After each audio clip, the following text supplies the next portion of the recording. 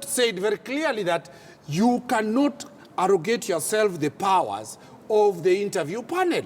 Let the people come for the interview and let the panel fail the interview. The select panel is not the interview. Therefore, the IEBC is not the panel. The panel is the voters. And therefore, that is very clear that everybody will be in the ballot. If the voters in this country love corrupt people, you cannot stop that person in quotes who is corrupt being elected. And this would be a perfect place to bring in former Devolution Cabinet Secretary Anne Waiguru. The Parliamentary Accounts Committee recommended that she be barred from holding a public office. And of course, there are those who are saying this is a big roadblock to a political career. But listening to you, she may actually have a way through. Waiguru will be in the ballot. Okay. Morally, people will see people from a lens of a perception. Legally, Waiguru has not been convicted. As a lawyer, I will not tell you to look at issues from the way people think. In law, you are innocent until proved guilty. So this question about Waiguru being seen as corrupt, Waiguru has not been convicted. Morally, she has no face in the whole country. But what does the law say?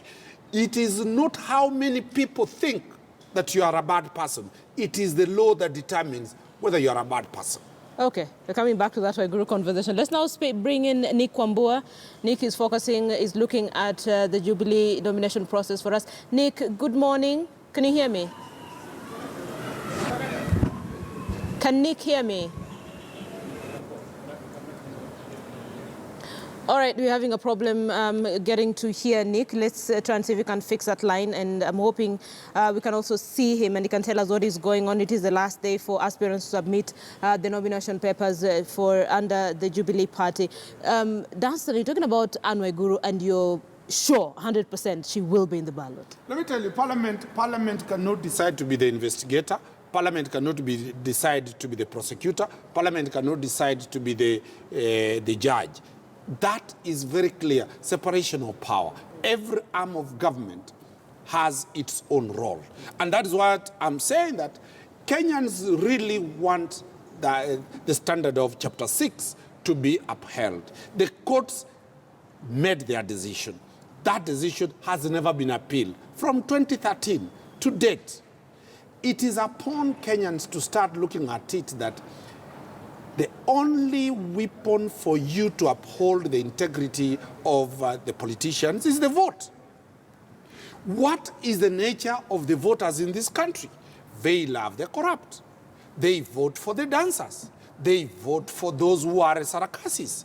They do not vote for people who have their agenda at heart. Who do you blame?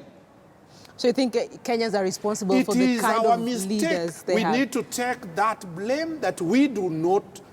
We vote based on emotions instead of voting. We vote based on emotions, vote based on ethnicity, vote based on who has a good hairstyle or who has a chaotic type of hairstyle, who dresses in this way, who dances this way, instead of looking at the manifestos. Linda, ask Kenyans, who knows the manifesto of Jubilee? Who has ever seen the manifesto of NASA? I have. You and me, one or two. Talk of about 18 million voters who are likely to vote. They'll tell you they even don't know that there is a manifesto. So, because we vote based on different parameters,